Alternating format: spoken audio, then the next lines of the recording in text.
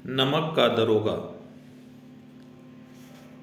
जब नमक का नया विभाग बना और ईश्वर प्रदत्त वस्तु के व्यवहार करने का निषेध हो गया तो लोग चोरी छिपे इसका व्यापार करने लगे। अनेक प्रकार के छल प्रपंचों का सूत्रपात हुआ। कोई घूस से काम निकालता था, कोई चालाकी से। अधिकारियों के पौ 12 थे। पटवारीगिरी का सर्वसम्मानित पद छोड़ छाड़ कर लोग इस विभाग की बरकंदाजी करते थे। इसके दरोगा पद के लिए तो वकीलों का जी भी ललचाता था। यह वह समय था जब अंग्रेजी शिक्षा और ईसाई मत को लोग एक ही वस्तु समझते थे। फारसी का प्राबल्य था। प्रेम की कथाएं और श्रृंगार रस के काव्य पढ़कर फारसीदा लोग सर्वोच्च पदों पर नियुक्त हो जाया करते थे। मुंशी बंशीधर भी जुलेखा की विरह कथा समाप्त करके सीरी और फरहाद के प्रेम वृत्तांत को नल और नील की लड़ाई और अमेरिका के आविष्कार से अधिक महत्व की बातें समझते हुए रोजगार की खोज में निकले। उनके पिता एक अनुभवी पुरुष थे। समझाने लगे, बेटा, घर की दुर्दशा देख रहे हो, ऋण के बोझ से दबे हुए हैं। लड़कियां हैं, वे घास फूस की तरफ बढ़ती चली जाती हैं। मैं कगारे पर का वृक्ष हो रहा हूँ, न मालूम कब गिर पड़ूं। अब तुम ही घर के मालिक मुख्तार हो। नौकरी में ओहदे की ओर ध्यान मत देना। यह तो पीर का मजार है, निगाह चढ़ावे और चादर पर रखनी चाहिए। ऐसा काम ढूंढना जहाँ कुछ ऊपरी आय हो। मासिक वेतन तो पूर्ण मासिक का चांद है, जो एक दिन दिखाई देता है और घटते घटते लुप्त हो जाता है। ऊपरी आय बहता हुआ स्रोत है, जिससे सदैव प्यास बुझती है। वेतन मनुष्य देता है, इसी से उसमें वृद्धि नहीं होती। ऊपरी आमदनी ईश्वर देता है, इसी से उसकी बरकत होती है। तुम स्वयं विद्वान हो, तुम्हें क्या समझाऊं। इस विषय में विवेक की बड़ी आवश्यकता है। मनुष्य को देखो, उसकी आवश्यकता को देखो और अवसर को देखो। उसके उपरांत जो उचित समझो करो। गरज वाले आदमी के साथ कठोरता करने में लाभ ही लाभ है, लेकिन बेगरज को दांव पर पाना जरा कठिन है। इन बातों को निगाह में बांध लो। यह मेरी जन्म भर की कमाई है। इस उपदेश के बाद पिताजी ने आशीर्वाद दिया। बंशीधर आज्ञाकारी पुत्र थे। ये बातें ध्यान से सुनी और तब घर से चल खड़े हुए। इस विस्तृत संसार में उनके लिए धैर्य अपना मित्र, बुद्धि अपनी पथ प्रदर्शक और आत्मावलंबन ही अपना सहायक था। लेकिन अच्छे सकून से चले थे। जाते ही जाते नमक विभाग के दरोगा पद पर प्रतिष्ठित हो गए। वेतन अच्छा और ऊपरी आय का तो ठिकाना ही न था। वृद्ध मुंशी जी को सुख संवाद मिला तो फूले न समाये। महाजन कुछ नरम पड़े, पड़ोसियों के हृदय में सूल उठने लगे। जाड़े के दिन थे और रात का समय। नमक के सिपाही चौकीदार नशे में मस्त थे। मुंशी बंशीधर को यहाँ आए अभी 6 महीनों से अधिक न हुए थे, लेकिन इस थोड़े समय में ही उन्होंने अपनी कार्यकुशलता और उत्तम आचार से अफसरों को मोहित कर लिया था। अफसर लोग उन पर बहुत विश्वास करने लगे। नमक के दफ्तर से 1 मील पूरब की ओर जमुना बहती थी। उस पर नावों का एक पुल बना हुआ था। दरोगा जी किवाड़ बंद किए मीठी नींद सो रहे थे। अचानक आंख खुली तो नदी के प्रवाह की जगह गाड़ियों की गड़गड़ाहट तथा मल्लाहों का कोलाहल सुनाई दिया। उठ बैठे। इतनी रात गए, गाड़ियां क्यों नदी के पार जाती हैं? अवश्य कुछ न कुछ गोलमाल है। तर्क ने भ्रम को पुष्ट किया। वर्दी पहनी, तमंचा जेब में रखा और बात की बात में घोड़ा बढ़ाए हुए पुल पर आ पहुंचे। गाड़ियों की एक लंबी कतार पुल के पार जाती देखी। डांट कर पूछा, किसकी गाड़ियां हैं? थोड़ी देर तक सन्नाटा रहा। आदमियों में कुछ कानाफूसी हुई। तब आगे वाले ने कहा, पंडित अलोपीदीन की। कौन पंडित अलोपीदीन? दातागंज के। मुंशी बंसीधर चौंके। पंडित अलोपीदीन इस इलाके के सबसे प्रतिष्ठित जमींदार थे। लाखों रुपया का लेन देन करते थे। इधर छोटे से बड़े कौन ऐसे थे जो उनके ऋणी न थे। व्यापार भी बड़ा लंबा चौड़ा था। बड़े चलते पुर्जे आदमी थे। अंग्रेज अफसर उनके इलाके में शिकार खेलने आते और उनके मेहमान होते। 12 मास सदा व्रत चलता था। मुंशी जी ने पूछा, गाड़ियां कहाँ जाएंगी?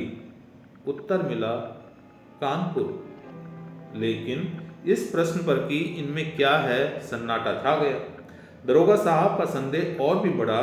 कुछ देर तक उत्तर की वाट देखकर वह जोर से बोले, क्या गूंगे हो गए हो? हम पूछते हैं, इनमें क्या लदा है? जब इस बार भी कोई उत्तर न मिला तो उन्होंने घोड़े की एक गाड़ी से मिलाकर बोरे को टटोला। भ्रम दूर हो गया, यह नमक के ढेले थे। पंडित अलोपीदीन अपने सजीले रथ पर सवार कुछ सोते कुछ जागते चले आते थे। अचानक कई गाड़ी वालों ने घबराए हुए आकर जगाया और बोले, महाराज, दरोगा ने गाड़ियां रोक दी हैं और घाट पर खड़े होकर आपको बुलाते हैं। पंडित अलोपीदीन का लक्ष्मी जी पर अखंड विश्वास था। वह कहा करते थे कि संसार का तो कहना ही क्या, स्वर्ग में भी लक्ष्मी का ही राज्य है। उनका यह कहना यथार्थ ही था। न्याय और नीति सब लक्ष्मी के ही खिलौने थे। उन्हें वह जैसे चाहती हैं नचाती हैं। लेटे ही लेटे गर्व से बोले, चलो हम आते हैं। यह कहकर पंडित जी ने बड़ी निश्चिंतता से पान के बीड़े लगाकर खाए। फिर लिहाफ ओढ़े हुए दरोगा के पास आकर बोले, बाबूजी आशीर्वाद, कहिए हमसे ऐसा कौन सा अपराध हुआ कि गाड़ियां रोक दी गई? हम ब्राह्मणों पर तो आपकी कृपा दृष्टि रहनी चाहिए। बंसीधर रुखाई से बोले, सरकारी हुक्म। पंडित अलोपीदीन ने हंसकर कहा, हम सरकारी हुक्म को नहीं जानते और न सरकार को। हमारे सरकार तो आप ही हैं। हमारा और आपका तो घर का मामला है। हम कभी आपसे बाहर हो सकते हैं क्या? आपने व्यर्थ का कष्ट उठाया। या हो नहीं सकता कि इधर से जाएं और इस घाट के देवता को भेंट न चढ़ावें। मैं तो आपकी सेवा में स्वयं ही आ रहा था। बंसीधर पर ऐश्वर्य की मोहनी बंसी का कुछ प्रभाव न पड़ा। ईमानदारी की नई उमंग थी। कड़क कर बोले, हम नमक हरामों में नहीं हैं जो कौड़ियों पर अपना ईमान बेचते फिरते हैं। आप इस समय हिरासत में हैं। आपका कायदे के अनुसार चालान होगा। बस मुझे अधिक बातों की फुर्सत नहीं है। जमादार बदलू सिंह, तुम इन्हें हिरासत में ले चलो, मैं हुक्म देता हूँ। पंडित अलोपीदीन स्तंभित हो गए। गाड़ी वालों में हलचल मच गई। पंडित जी के जीवन में कदाचित यह पहला ही अवसर था कि पंडित जी को ऐसी कठोर बातें सुननी पड़ी। बदलू सिंह आगे बढ़ा, किंतु रौब के मारे यह साहस न हुआ कि उनका हाथ पकड़ सके। पंडित जी ने धर्म को धन का ऐसा निरादर करते कभी न देखा था। विचार किया कि यह अभी उदंड लड़का है, माया मोह के जाल में अभी नहीं पड़ा, अल्लड़ है, झिझकता है। बहुत दीन भाव से बोले, बाबू साहब ऐसा न कीजिए, हम मिट जाएंगे, इज्जत धूल में मिल जाएगी। हमारा अपमान करने से आपके हाथ क्या आएगा? हम किसी तरह आपसे बाहर थोड़ी ही हैं। बंसीधर ने कठोर स्वर में कहा, हम ऐसी बातें नहीं सुनना चाहते। अलोपीदीन ने जिस सहारे को चट्टान समझ रखा था वह पैरों के नीचे खिसकता हुआ मालूम हुआ। स्वाभिमान और धन ऐश्वर्य को कड़ी चोट लगी, किंतु अभी तक धन की सांख्यिकी शक्ति का पूरा भरोसा था।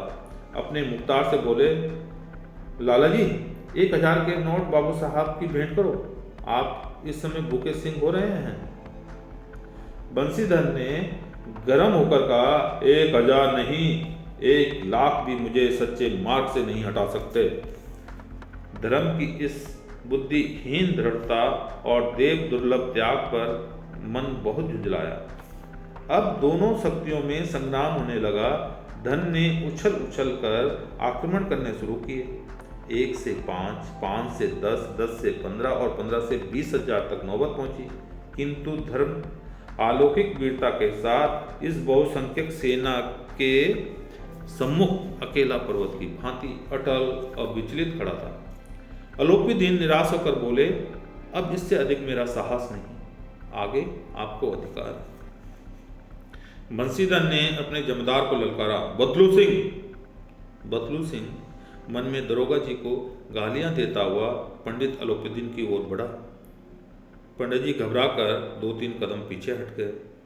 अत्यंत दीनता से बोले, बाबू साहब, ईश्वर के लिए मुझ पर दया कीजिए, मैं 25,000 पर निपटारा करने को तैयार हूं। असंभव बात है। 30,000 पर किसी तरह भी संभव नहीं। क्या 40,000 पर भी नहीं? 40,000 नहीं, 40 लाख पर भी असंभव है। बदलू सिंह, इस आदमी को अभी हिरासत में ले लो, अब मैं एक शब्द भी नहीं सुनना चाहता। धर्म ने धन को पैरों तले कुचल डाला। अलोपीदीन ने एक हष्ट-पुष्ट मनुष्य को हथकड़ियां लिए हुए अपनी तरफ आते देखा। चारों ओर निराश और कातर दृष्टि से देखने लगे। इसके बाद मूर्छित होकर गिर पड़े। दुनिया सोती थी पर दुनिया की जीभ जागती थी। सवेरे देखिए तो बालक वृद्ध सबके मुंह से यही बात सुनाई देती थी। जिसे देखिए वही पंडित जी के इस व्यवहार पर टीका टिप्पणी कर रहा था। निंदा की बौछारें हो रही थी, मानो संसार से अब पापी का पाप कट गया। पानी को दूध के नाम से बेचने वाला ग्वाला, कल्पित रोज नामचे भरने वाले अधिकारी वर्ग, रेल में बिना टिकट सफर करने वाले बाबू लोग, जाली दस्तावेज बनाने वाले सेठ और साहूकार, यह सब के सब देवताओं के भांति गर्दन चला रहे थे। जब दूसरे दिन पंडित अलोपीदीन अभियुक्त होकर कांस्टेबलों के साथ हाथों में हथकड़ियां, हृदय में ग्लानि और क्षोभ भरे, लज्जा से गर्दन झुकाए अदालत की तरफ चले तो सारे शहर में हलचल मच गई। मेलों में कदाचित आंखें इतनी व्यग्र न होती होंगी। भीड़ के मारे छत और दीवार में कोई भेद न रहा। किंतु अदालत में पहुंचने की देर थी। पंडित अलोपीदीन इस अपराध वन के सिंह थे। अधिकारी वर्ग उनके भक्त, अमले उनके सेवक, वकील मुख्तार उनके आज्ञापालक और अर्दली, चपरासी तथा चौकीदार तो उनके बिना मोल के गुलाम थे।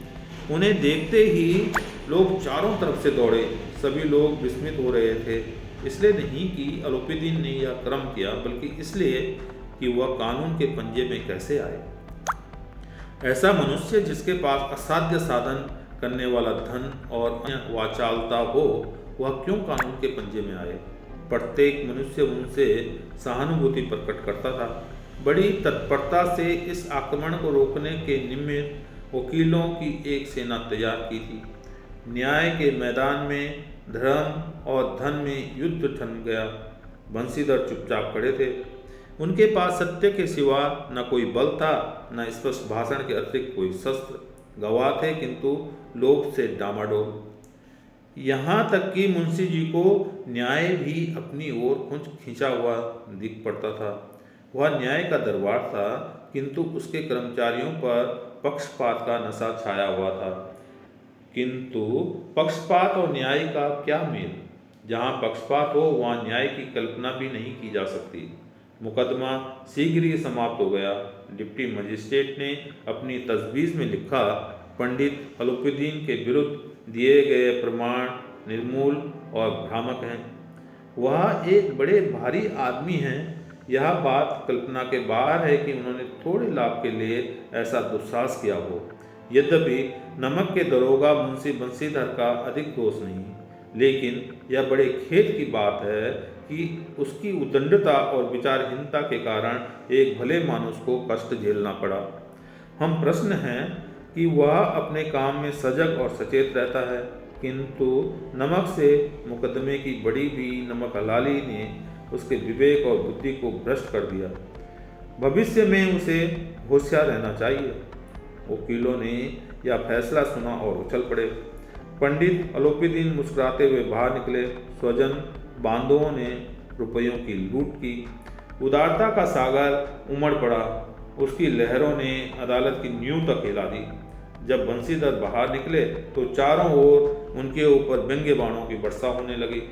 चपरासियों ने झुक झुक कर सलाम किए, किंतु इस समय एक एक कटु वाक्य, एक एक संकेत उनकी गर्वाग्नि को प्रज्वलित कर रहा था।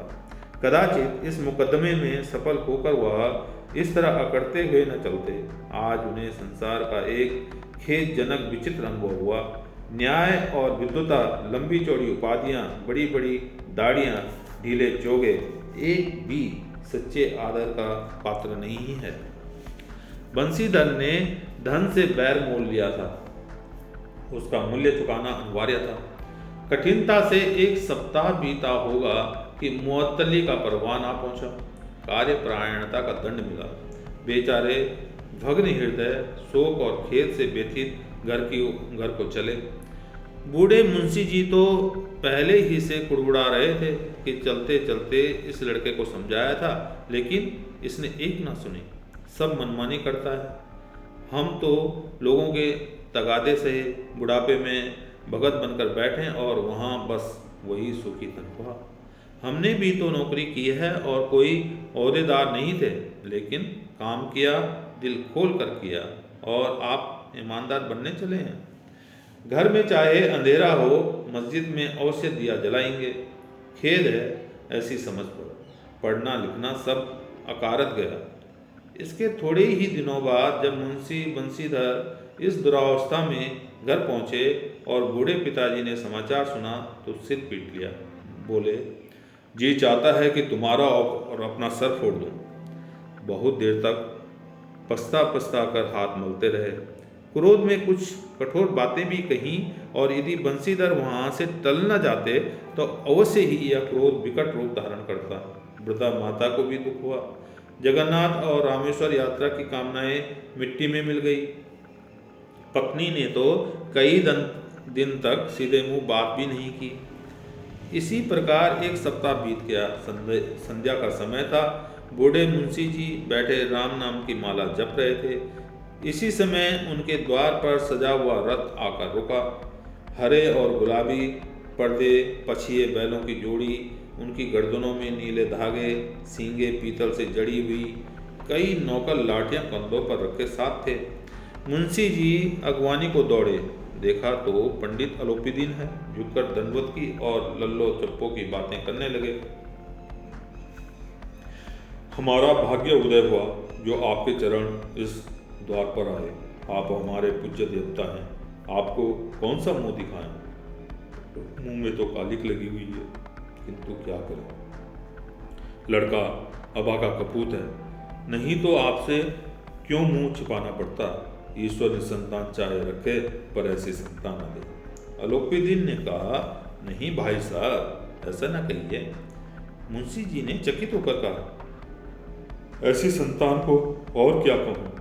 अलोपीदीन ने वात्सल्यपूर्ण स्वर में कहा, कुल तिलक और पुरखों की कीर्ति उज्जवल करने वाले संसार में ऐसे कितने धर्मपरायण मनुष्य हैं जो धर्म पर अपना सब कुछ अर्पण कर सके। पंडित अलोपीदीन ने बंसीधर से कहा, दरोगा जी, इसे खुशामद न समझिएगा। खुशामद करने के लिए मुझे इतना कष्ट उठाने की जरूरत न थी। उस रात को आपने अधिकार बल से मुझे अपनी हिरासत में लिया था, किंतु आज मैं स्वेच्छा से आपकी हिरासत में आया हूँ। मैंने हजारों रईस और अमीर देखे, हजारों उच्च पदाधिकारियों से काम पड़ा, किंतु मुझे परास्त किया तो आपने। मैंने सबको अपना और अपने धन का गुलाम बनाकर छोड़ दिया। मुझे आज्ञा दीजिए कि आपसे कुछ विनय करूं। बंसीधर ने अलोपीदीन को आते देखा तो उठकर सत्कार किया, किंतु स्वाभिमान सहित समझ गए कि यह महाशय मुझे लज्जित करने और जलाने आए हैं। क्षमा प्रार्थना की चेष्टा नहीं की, वरना उन्हें अपने पिता की या ठकुर सोहाती की बात असहाय सी प्रतीत हुई। पर पंडित जी की बातें सुनी तो मन की मैल मिट गई। पंडित जी की ओर उड़ती हुई दृष्टि से देखा, सद्भाव झलक रहा था। गर्व ने अब लज्जा के सामने सिर झुका दिया। शर्माते हुए बोले, यह आपकी उदारता है जो ऐसा कहते हैं। मुझसे जो कुछ अभिनय हुई है उसे क्षमा कीजिए। मैं धर्म की बेड़ी में जकड़ा हुआ था, नहीं तो वैसे मैं आपका दास हूँ। जो आज्ञा होगी वह मेरे सिर माथे पर। अलाउद्दीन ने विनती भाव से कहा, नदी तट पर आपने मेरी प्रार्थना नहीं स्वीकार की थी, किंतु आज स्वीकार करनी पड़ेगी। बंसीधर बोले, मैं किस योग्य हूँ, किंतु जो कुछ सेवा मुझसे हो सकती है उसमें त्रुटि ना होगी। अलाउद्दीन ने एक स्टाम्प लगा हुआ पत्र निकाला और उसे बंसीधर के सामने रखकर बोले, इस पद को स्वीकार कीजिए और अपने हस्ताक्षर कर दीजिए। मैं ब्राह्मण हूँ, जब तक यह सवाल पूरा ना कीजिएगा द्वार से ना हटूंगा। मुंशी बंसीधर ने उस कागज को पढ़ा तो कृतज्ञता से आंखों में आंसू भर आए। पंडित अलाउद्दीन ने उनको अपनी सारी जायदाद का अस्थाई मैनेजर नियत किया था।